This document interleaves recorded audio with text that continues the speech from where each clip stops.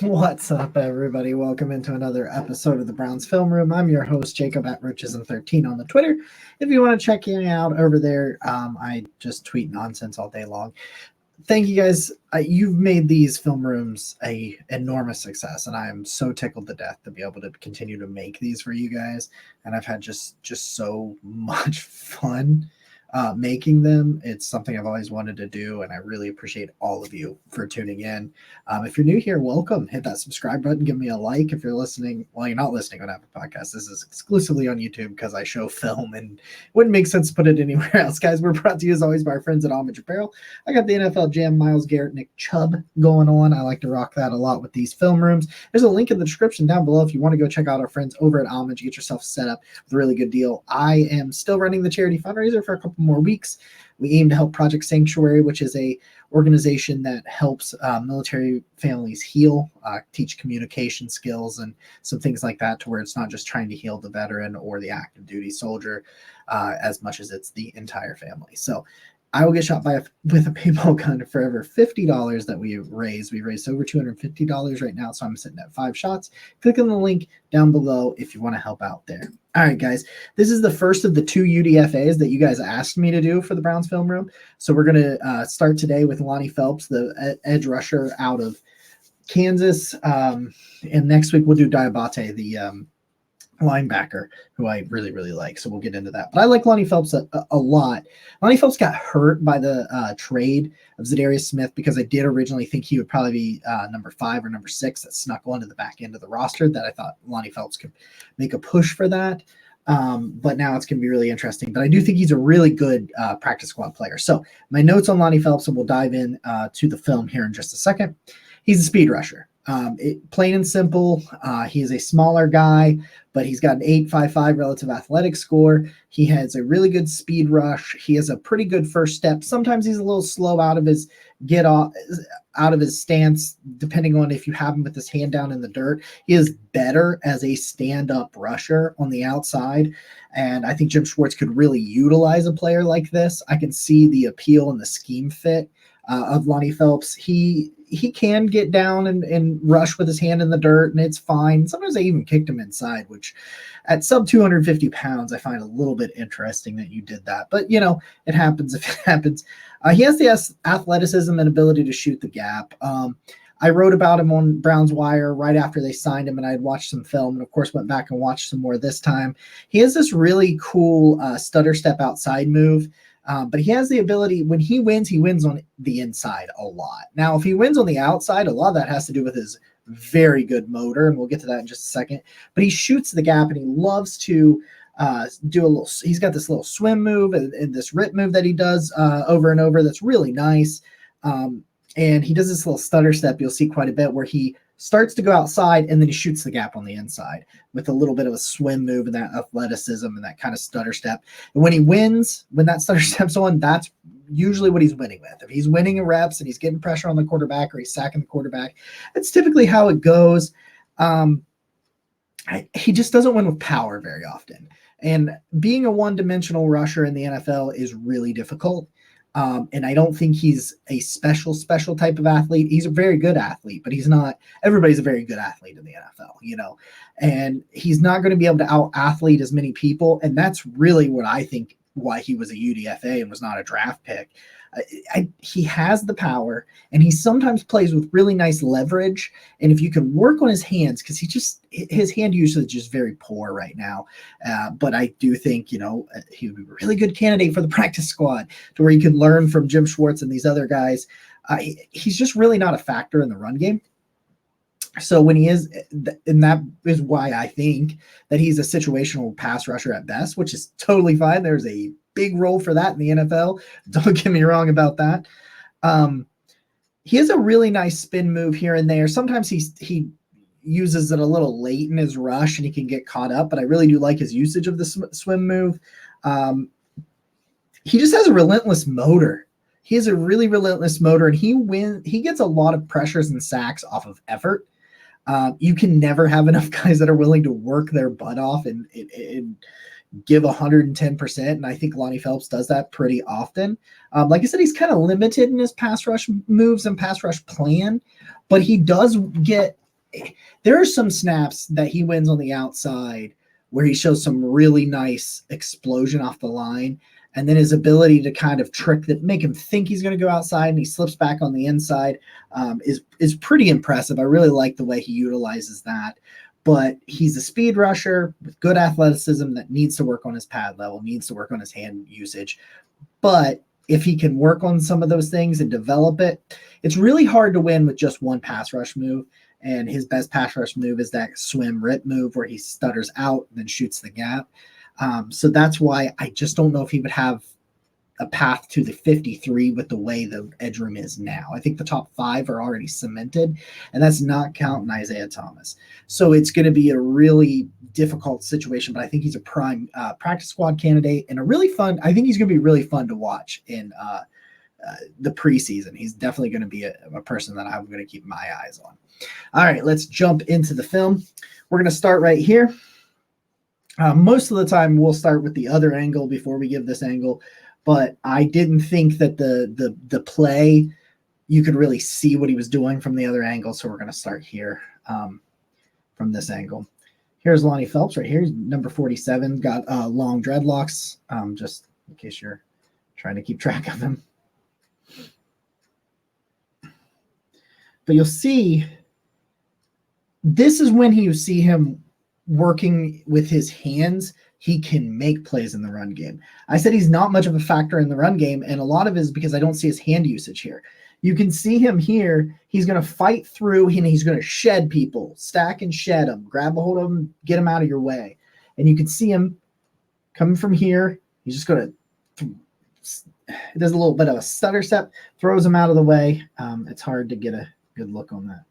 This one is going to be an example of his relentless motor. As we get here, I tell you guys, oh man, I just see a lot of really nice plays with relentless motor. You're going to see him here. I don't believe he gets the sack on this particular play, but you're going to see him force the quarterback. Quarterback gets his ball out of his hands pretty quickly on this play, or at least quick enough. But you're going to see him he's going to come from the outside here. He's going to try to get around. He's going to catch back up. He's going to shed him. He's going to come through here, and the ball's already away at that point. You're going to see him right here. Let me back this up just a little bit. But you just see him slips around. Then he's going to reconnect. He's going to get back up. He's going to keep going, pushing through, not playing until the whistle's over. You'll see him. He gets home on a lot of those plays from time to time, but you'll see him making those plays where he keeps going, and he's at least, if the play wasn't made already, if the ball hadn't been thrown, that sort of thing, he would have been a spot to affect the pass. But you like to see that because there's a lot of quarterbacks who try to create in the NFL with their legs, and they can do it well. But you got a guy like Phelps who can help with that, help defend that sort of thing, because the quarterback's not giving up on a play, and Phelps isn't either. You'll see him. He's going to be right here at the bottom of your screen, going on the right tackle there. And there it is. There's that little stutter step right into the little rip move that he does there. He does it a lot. You'll see it quite a bit. So he kind of starts like he's going to go out. He wins by shooting in here, shooting into that gap, going in there, if you can see my cursor. But he starts like he's going to go, and then he's going to change direction. That's where you see the athleticism come to play. We change direction, and he's going to kind of, that little swim rip move he's got here. See him just whoop, little hand fighting, little whoop, doop, do-sti-do. You'll see him again. Go to the outside. The little, I don't like to call it a swim move because it's not traditional swim. There goes the inside. Does not. This is where it is, man. Like, well, and this be the play before it, but this is the stuff I'm talking about. He's just going to fight. I don't think he wins with power in the sense that he moves the guards or offensive linemen, but you can see his effort and his effort and his drive. He can power through at times, but he just gets quarterback pressure here. See at the bottom. Does that little smacks hand fighting right there. The one times he does use his hands. is in the swim move. He just fights through it, man. He just doesn't give up on plays. Here he is, just keep going, keep going. And now he's going to chase this down. It ends up being a 4-yard gain. But just look at all the ground Lonnie Phelps covers on this play as a defensive end, as a pass rusher here. He's going to start here. He's going to come all the way back here. Duggan's going to escape out this way, and he's going to it's just the motor that doesn't stop. He's going to come back here, and he's going to turn. He sees him change direction. Shed that. See, he can use his hands so beautifully at times. Not in this situation, but that was a spin move. But you can see some of the hand. You can just see a guy that has the tools. He's going to come all the way around. He gets there right after the ball. But this is another case of that speed and athleticism that he showcases. And he can just bend around the edge there.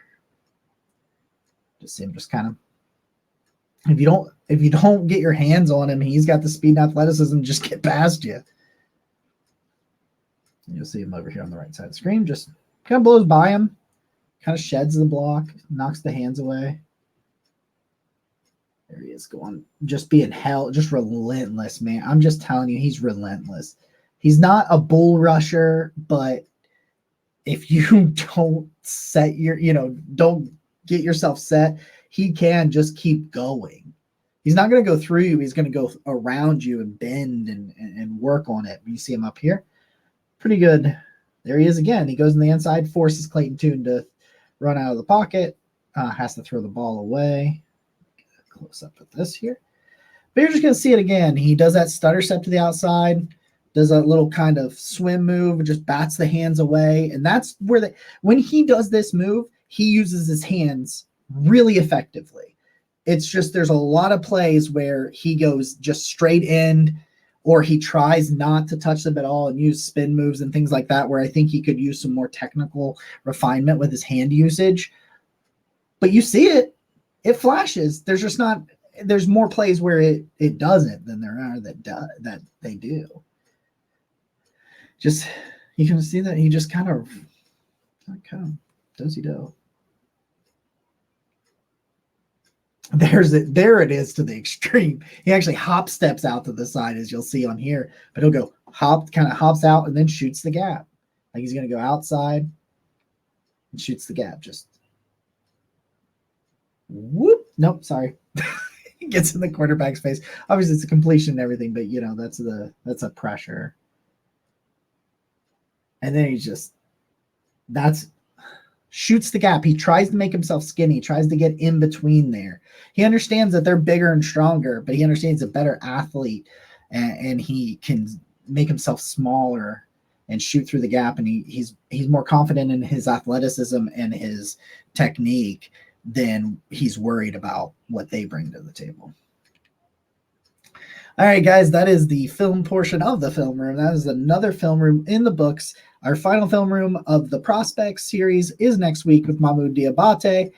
If you guys want to see some other players, free agents, anything like this, we're going to continue the film rooms. They're going to continue to come, but I'm at the end of the draft pick. So if there's someone else you guys want to see covered in here that plays for the Browns, please put it in the comments down below. You can hit me up on Twitter at Roachism13. It's on the screen. Or you can send me an email at brownsmailbag@gmail.com, and we can go through topics and things like that and things you want to see covered in the film rooms. Thank you so much for joining me.